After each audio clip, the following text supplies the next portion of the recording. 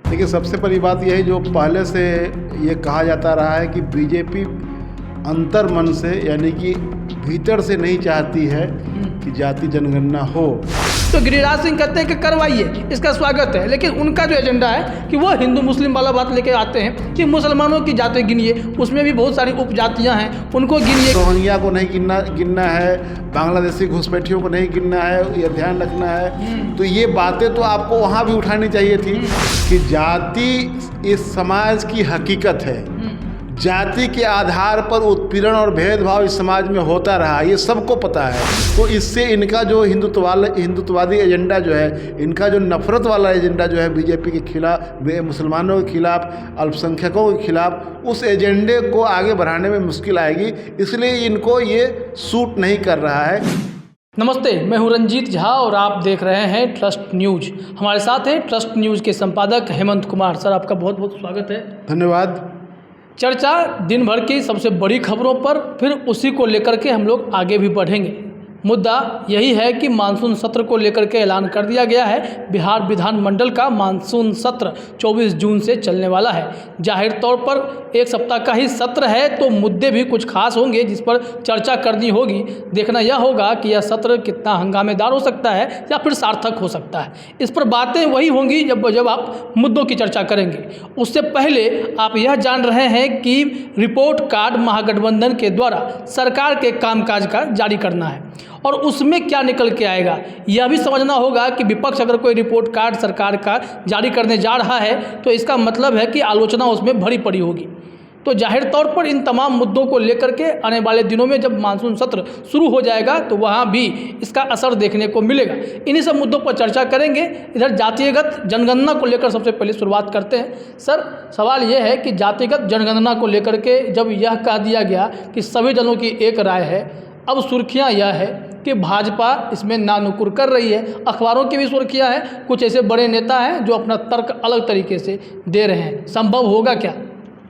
देखिए, सबसे बड़ी बात यह है जो पहले से ये कहा जाता रहा है कि बीजेपी अंतर्मन से यानी कि भीतर से नहीं चाहती है कि जाति जनगणना हो, और इसी वजह से उसके अलग अलग नेताओं के जरिए अलग अलग समय में इसके खिलाफ बयान दिलवाए जाते हैं। चुन चुन करके पक्ष में भी कुछ बयान दिलवाया जाता है, विरोध में बयान दिलवाया जाता है, और उसमें समय और परिस्थिति के अनुसार लोगों को आगे किया जाता है। कौन क्या बोलेगा ये बिल्कुल तय करके।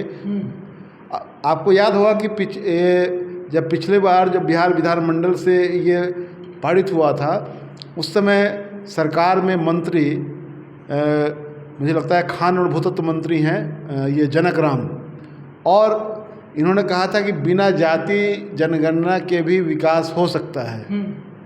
और एक दूसरा बयान इनका और याद कीजिए आप, इन्होंने कहा था कि मस्जिदों से अजान जल्दी बंद होना चाहिए।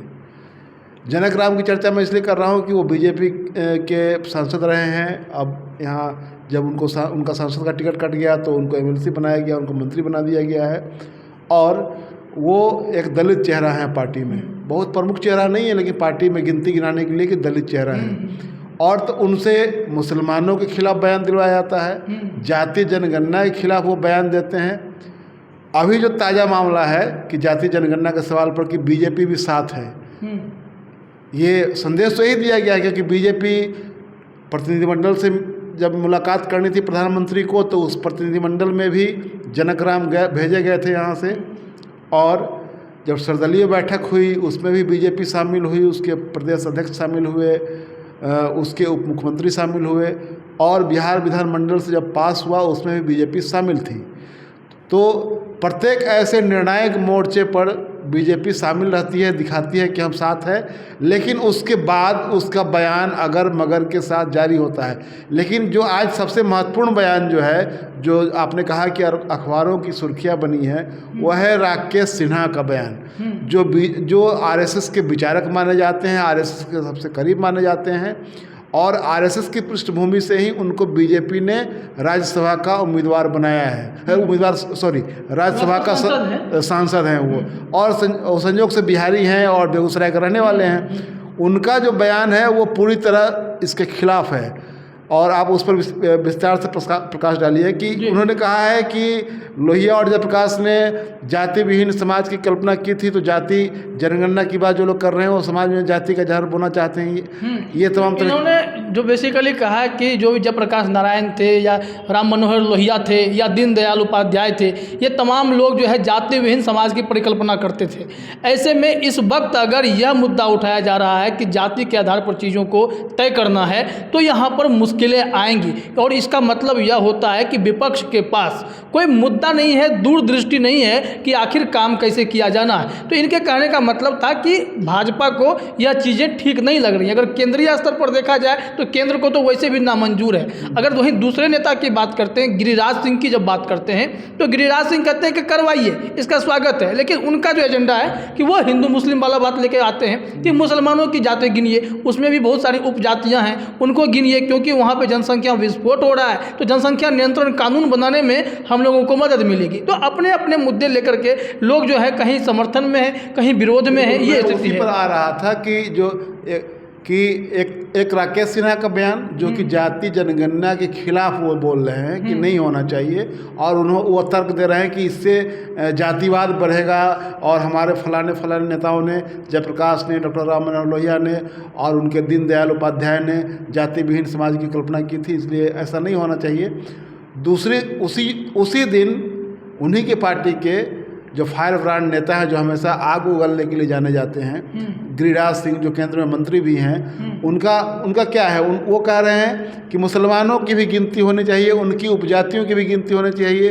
तो ये कोई नया मांग तो कर नहीं रहे हैं। दूसरी बात यह है कि जब ये सारी बातें हैं तो सर्वदलीय मीटिंग में बिहार विधानमंडल के सर्वसम्मत प्रस्ताव में ये बातें आनी चाहिए थी। सर्वदलीय मीटिंग में भी आपको विरोध करना चाहिए, रोहिंग्या को नहीं गिनना है, बांग्लादेशी घुसपैठियों को नहीं गिनना है, ये ध्यान रखना है। तो ये बातें तो आपको वहाँ भी उठानी चाहिए थी। टर्म्स ऑफ रेफरेंस अपना लिख करके देना चाहिए था सरकार को कि हम संजय जायसवाल तो थे, उनको तो कम से कम देना चाहिए था। वही तो आप कर रहे हैं रोहिंग्या वाला। आप लिखित में आप देते तो अलग अलग, मैं जो कह रहा हूँ कि अलग अलग नेताओं से अलग अलग तरह के बयान दिया। गिरिराज सिंह को मुसलमानों वाला एजेंडा दे दिया गया है, इनको दे दिया गया है जयप्रकाश नारायण, डॉक्टर राम मनोहर लोहिया और दीनदयाल उपाध्याय का नाम लेकर के आप इसका विरोध कीजिए। उधर उनको संजय जायसवाल जो है वो रोहिंग्या का और बांग्लादेशी का मामला उठा रहे हैं, और उधर एक सुशील कुमार मोदी जी हैं, वो इसके समर्थन में बयान दे रहे हैं कि बीजेपी कभी खिलाफ में नहीं थी। अरे भाई, तो ये सब लोग तो बीजेपी के ही हैं, बयान तो जारी है लगातार। और ये सबसे प्रमुख बयान उसमें राकेश सिन्हा का है। राकेश सिन्हा को आरएसएस का आइडियोलॉग माना जाता है, वो उसके विचारक माने जाते हैं। उन्होंने उस पर कई किताबें लिखी हैं, और उसी के पृष्ठभूमि से उनको राज्यसभा की मेमोरी मिली है।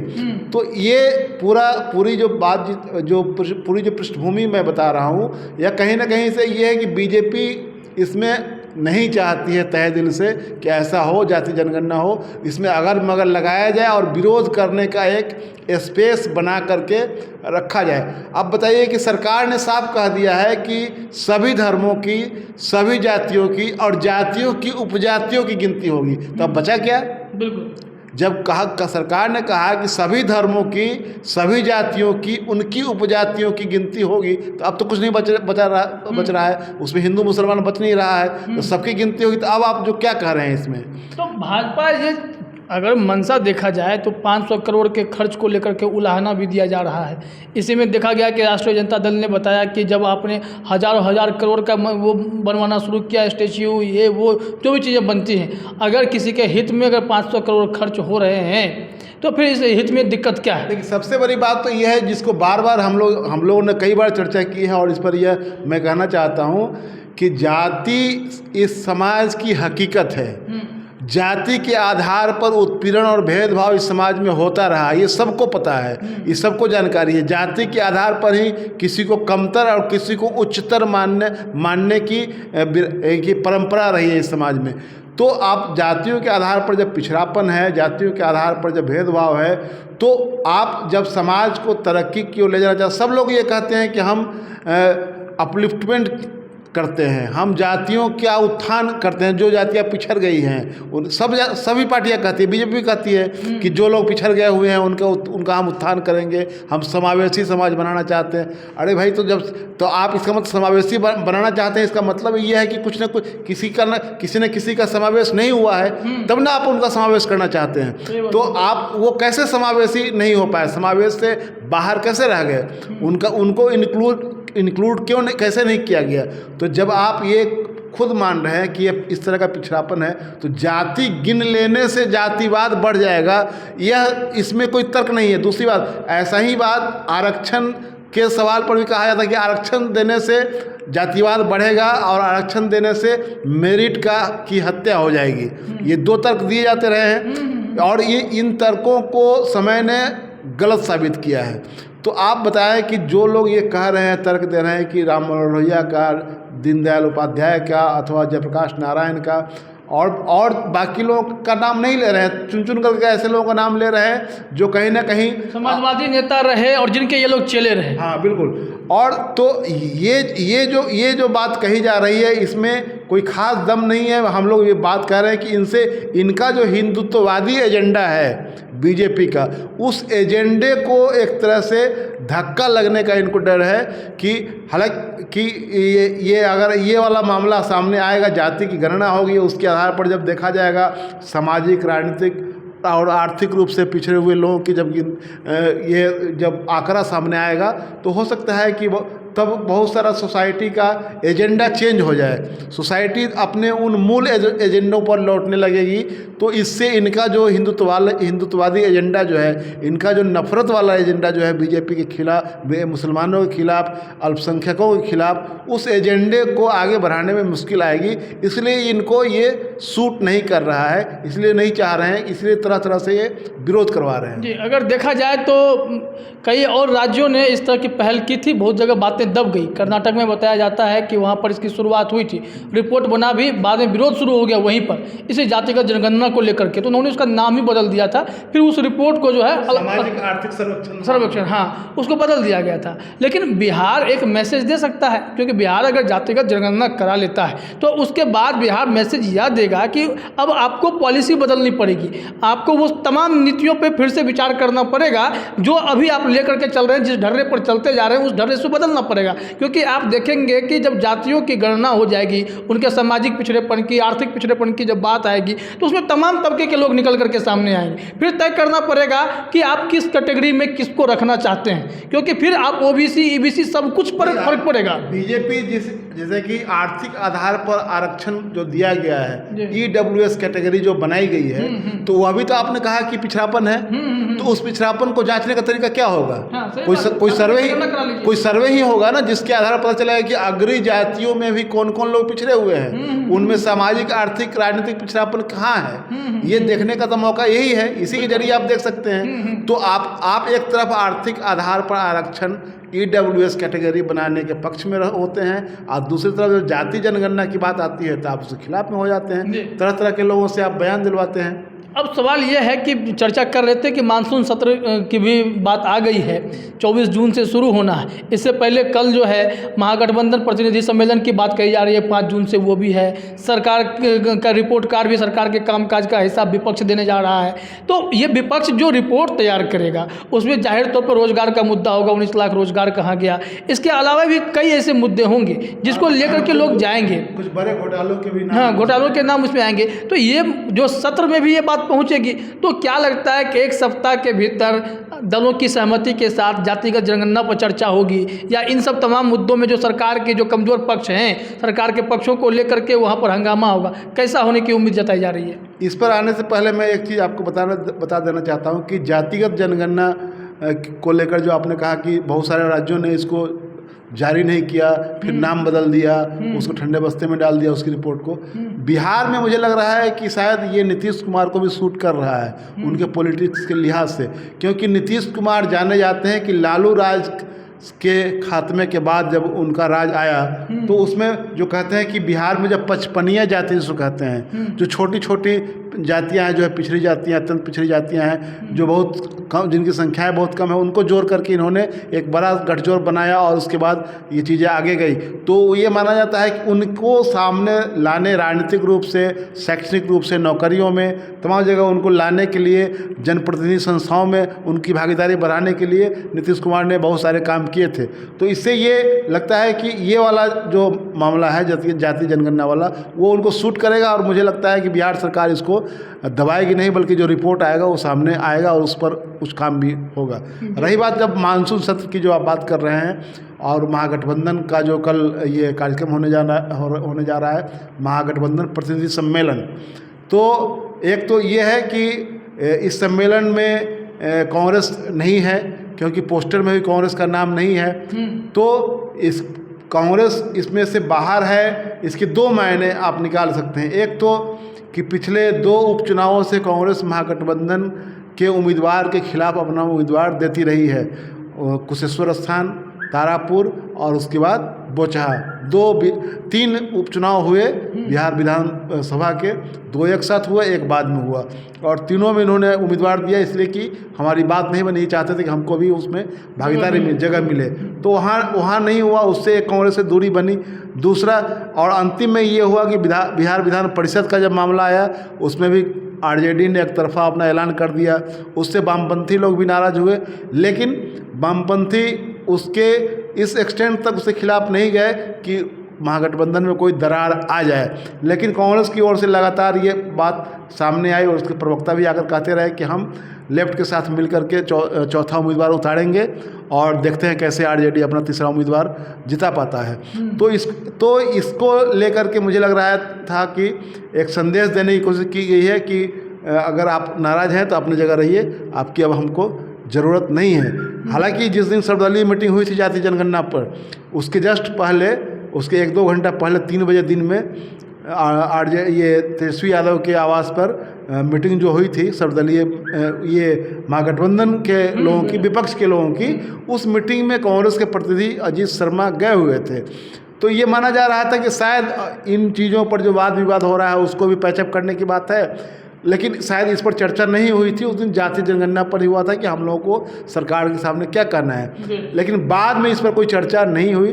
तो मुझे जो पूरा सिलसिला दिख रहा है कि कांग्रेस को अब किनारे किया जा रहा है, क्योंकि उसकी नाराज़गी तेजस्वी यादव की उन बिहार विधानसभा के उस चुनाव से है, पिछले चुनाव से, जिसमें 70 टिकट लेकर कांग्रेस 19 पर सिमट करके रह गई थी, और इसका खामियाजा ये हुआ कि सरकार नहीं बन पाई। ये बड़ा एक फैक्टर माना गया था।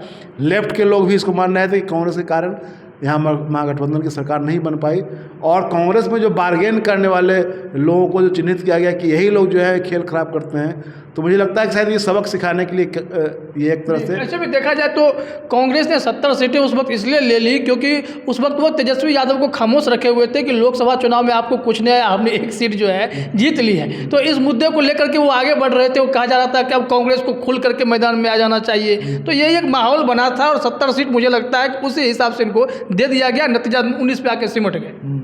हाँ, ये हुआ था। उसमें ये कुछ दूसरे मामले भी थे जिसकी वजह से वो 70 सीट खींच ले जाने में सफल हुए। वो लालू यादव और तेजस्वी यादव के बीच में मिसकम्युनिकेशन का भी मामला था, और लालू यादव की माना जाता है कि लालू यादव की जिसमें ज़्यादा भूमिका थी कि वो ज़्यादा टिकट हासिल कर लिया कांग्रेस ने। तो एक तो ये है कि जो कल हो रहा है उसमें कांग्रेस उससे बाहर है। अब रही बात की जो बिहार विधानमंडल का सत्र शुरू होने जा रहा है 24 जून से, उस सत्र में निश्चित रूप से ये सरकार के खिलाफ तो मुद्दे उठेंगे, लेकिन उतना शार्पेन होगा मुझे नहीं लगता है कि बहुत अधिक तीखी नोकझोंक होगी। जातिगत जनगणना पर चर्चा करके ये लोग कुछ रास्ता नहीं। अब देखिए, विपक्ष में है, इसलिए विपक्ष इन मुद्दों को उठाएगा, रोजगार के सवाल उठाएगा, बिहार में बढ़ते अपराध का सवाल उठाया जाएगा, बिहार में घोटालों के बारे में चर्चा होगी, बीजेपी की ओर से जो कम्युनल एजेंडा चलाया जा रहा है उन सवालों पर भी बातचीत होगी। लेकिन मुझे लगता है कि बहुत हंगामेदार और बहुत तीखी नोकझोंक वाली बैठक नहीं होगी, क्योंकि आप आज देखेंगे, आज एक मुख्यमंत्री का एक वीडियो जो हम लोगों ने देखा, वो वहाँ बिहार विधानसभा कैंपस में गए हुए थे और वहाँ जो शताब्दी स्तंभ का जो ये उद्घाटन होना है, जिसमें प्रधानमंत्री को आना है, उसका अवलोकन करने के लिए गए हुए थे, निरीक्षण करने के लिए गए थे। तो उस अवसर पर उनसे लगातार ये पूछा जा रहा था कि जाति जनगणना का क्रेडिट लिया जा रहा है, कुछ लोग क्रेडिट ले रहे हैं, यानी कि तेजस्वी यादव की ओर इशारा किया जा रहा था और मुख्यमंत्री ने इस सवाल पर कुछ नहीं कहा। वो बिल्कुल उन्होंने उसको नज़रअंदाज किया, पूछने वाले को भी पूछने पर भी नज़रअंदाज करते रहे, उस सवाल को भी नज़रअंदाज करते रहे। तो एक तरह से जाति जनगणना जो है वो विपक्ष और नीतीश कुमार के बीच में एक बॉन्डिंग का भी काम करने जा रहा है। इस वजह से मुझे लगता है कि बिहार विधानमंडल के सत्र के दौरान निशाने पर बीजेपी हो सकती है, लेकिन नीतीश कुमार ज़्यादा निशाने पर नहीं होंगे। आखिरी सवाल इसी से जुड़ा हुआ यही है कि एक सवाल यह भी पूछ दिया गया था कि रिपोर्ट कार्ड आपका आने वाला है और इसमें सरकार के कामकाज का हिसाब दिखने वाला है, तो इस पर नीतीश कुमार ने कहा कि आप लोग का काम में पब्लिसिटी देते रहिए, हमको इसी लेना देना नहीं है, हम लोग काम करते हैं और काम करते रहते हैं और 2005 से देख ही रहे हैं। तो कहीं ना कहीं तेजस्वी पर निशाना साध दिया कि आपको नोटिस नहीं ले रहे। नहीं, मैं वही कहा ना कि उन्होंने अगर ऐसा रहता तो कुछ और कहते हुए उन्होंने कहा कि आपका काम है पब्लिसिटी देना, आप देते रहिए, 2005 से हम लोग देख रहे हैं। तो ये कोई इसमें कुछ उकसाने वाली बात नहीं नजर आ रही है। अगर ऐसा रहता संबंध पहले जैसे तनावपूर्ण संबंध रहते तो बात दूसरे ढंग से आती। ये बहुत एक तरह से एस्केप करने वाला था कि ठीक है पब्लिसिटी आप देते रहिए। तो कुल मिलाकर यह देखा जाए तो नीतीश कुमार के बयानों से भी समझे तो सर ने जिसे कहा कि तेजस्वी और नीतीश कुमार के बीच एक बॉन्डिंग दिखाई पड़ने लगी है। इसके साथ ही साथ बीजेपी के जो बयानबाजी है उस बयानबाजी से यह लगता है कि आने वाले समय में जातिगत जनगणना का मुद्दा थोड़ा सा और जैसे ही गरमाएगा, बीजेपी खुल करके अपने रंग दिखा सकती है। और मानसून सत्र का इंतजार कीजिए क्या होगा, रिपोर्ट कार्ड पर भी नज़र बनाए रखिएगा, तब चीज़ें पता चलने वाली हैं कि बिहार में विपक्ष का मंशा क्या है, वो क्या करना चाहता है, ये सब स्पष्ट हो जाएगा। फिलहाल इस चर्चा में इतना ही। आप सभी का हमसे जुड़ने के लिए बहुत बहुत धन्यवाद।